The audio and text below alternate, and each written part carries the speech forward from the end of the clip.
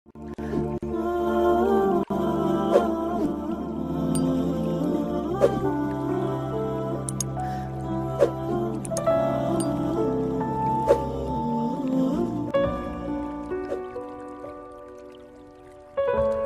hayyin mayyit wa kullu jadidin bal wa kullu kibarin yafna ana mayyitatun fadhikri bak faqad taraktu khaira wa waladtu tuhra.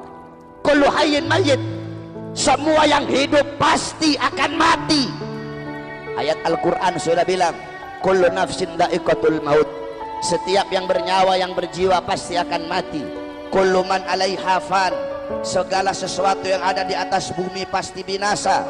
Kullu syai'in khaliqun illa wajha, segala sesuatu zat, wujud, bentuk apapun akan hancur kecuali Allah. Yang tua mati, yang muda mati, yang kaya mati, yang miskin mati, yang sehat mati, yang sakit mati, semua pasti mati.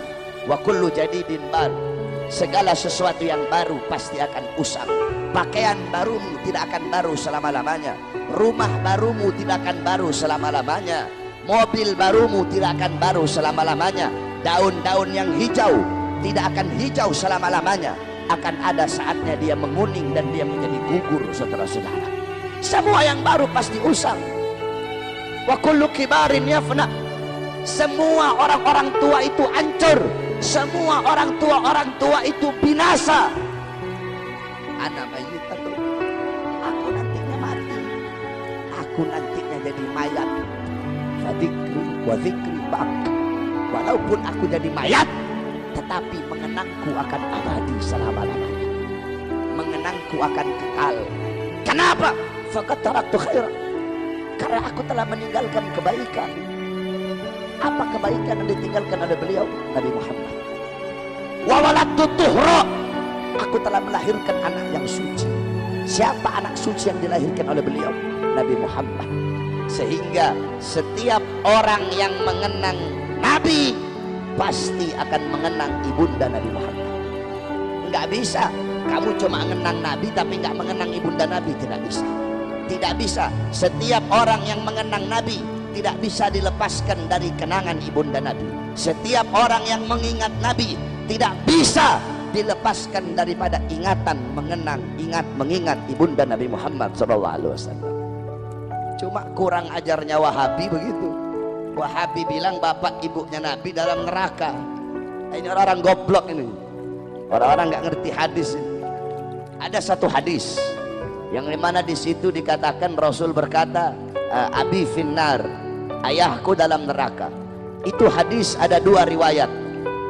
Pertama riwayat Hammad ibn Salamah, kedua riwayatnya Ma'mar.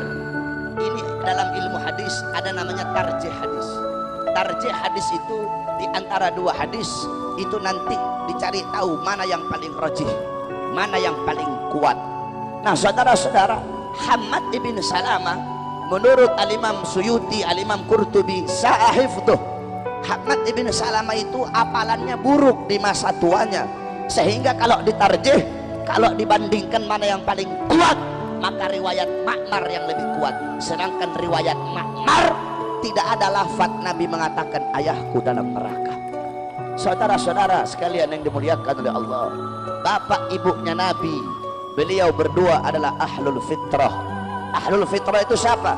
Ahlul fitrah itu adalah orang yang hidup di masa kekosongan daripada Nabi, orang yang hidup di masa kekosongan daripada Rasul, yang dimana dikatakan oleh Allah dalam Al-Quran, wa ma kunnal mu'adzibina hatta nab'atha rasula, kami tidak akan mengazab suatu kaum, suatu golongan sehingga kami mengutus kepada kaum dan golongan tersebut seorang Rasul.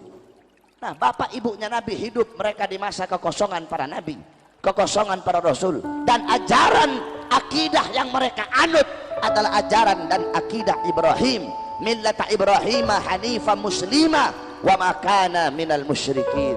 Wahabi pakai kata-katanya Imam Hanafi. Loh, Imam Hanafi bilang kok dalam perkataannya, gaulnya Imam Hanafi. Apa gaulnya Imam Hanafi? Inna aban Nabi sallallahu alaihi wasallam mata kafiran wa Abu Talib mata alal kufri.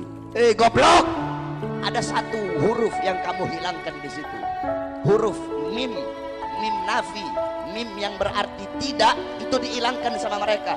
Harusnya inna aban nabi ma mata, tidak mati dalam keadaan kafir, dihilangin manya jadi mati dalam keadaan kafir. Imam Hanafi, inna aban nabi ma mata alal kufri, ayah nabi tidak mati dalam keadaan kafir. Sama Wahabi mimnya dihilangin, inna aban nabi mata alal kufri, padahal ada manya ma mata, tidak mati dalam keadaan kafir. Saudara-saudara, jangankan bapaknya nabi, jangankan ibunya nabi, terlalu jauh membicarakan beliau.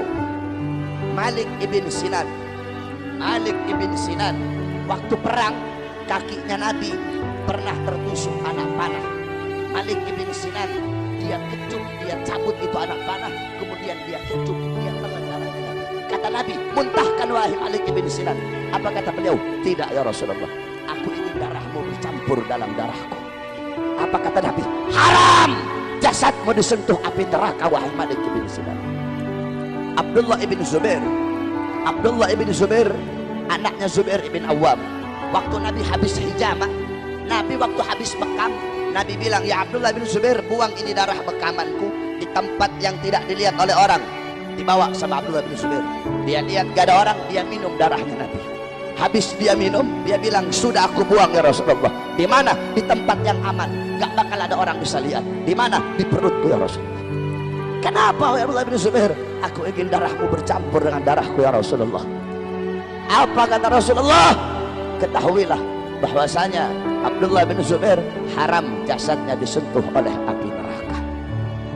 Kemudian Sayyidina Ukasyah, Sayyidina Ukasyah ketika Nabi pulang dari haji wada, Nabi berkata, Nabi Muhammad berkata kepada para sahabat, jikalau ada dari kalian yang aku pernah berbuat zalim, aku rela dikisos.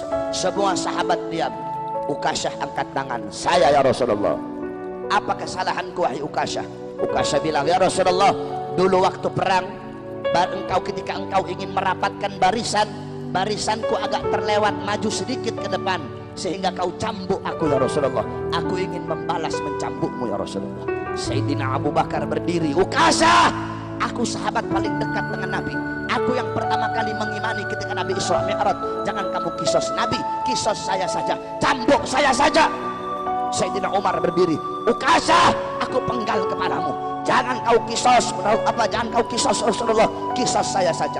Sayyidina Ali berdiri, Ukasyah, saya dari kecil bersama Nabi, saya sepupunya Nabi, saya mantunya Nabi, Nabi mengajarkan banyak ilmu kepada saya, kisos saya saja wahai Ukasyah. Nabi bilang, diam kalian semua.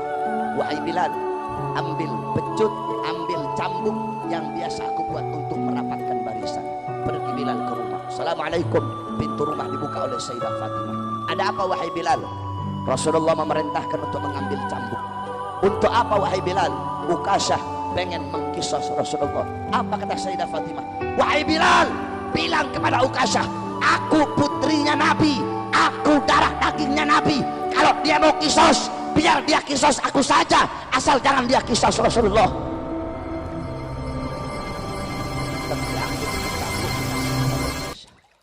Kata Rasulullah, ayo wahai Ukasyah, kisos aku. Kata Ukasyah, ya Rasulullah, dulu aku dalam keadaan tidak pakai baju, jadi kalau kamu aku cambuk pakai baju nggak adil ya Rasulullah. Buka bajumu ya Rasulullah. Sahabat makin marah. Rasulullah buka bajunya.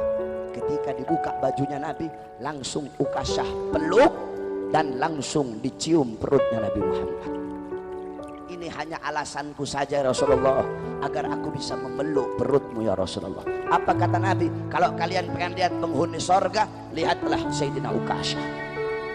Malik ibn Sinan, Abdullah bin Zubair meminum darah Nabi. Ukasyah bertempel dengan kulitnya Nabi, haram jasadnya masuk api neraka. Masa bapak ibunya Nabi, yang dimana Nabi adalah darah dagingnya, masa bapak ibunya Nabi masuk dalam neraka? Saudara-saudara, ini nggak masuk akal ini. Kalau bapak ibunya Nabi masuk neraka, berarti api neraka tidak bisa memakan beliau berdua. Kalau api neraka tidak bisa memakan beliau berdua, apa gunanya neraka? Sedangkan Allah tidak akan menciptakan sesuatu yang tidak berguna dan sesuatu yang sia-sia.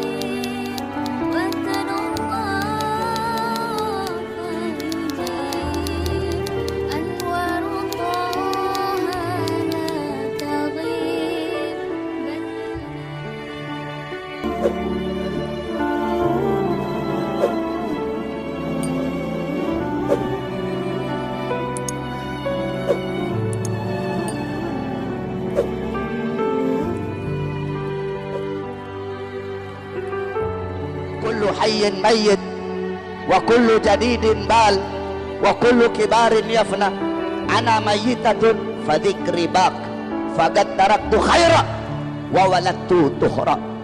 Kullu hayyin mayyit, semua yang hidup pasti akan mati.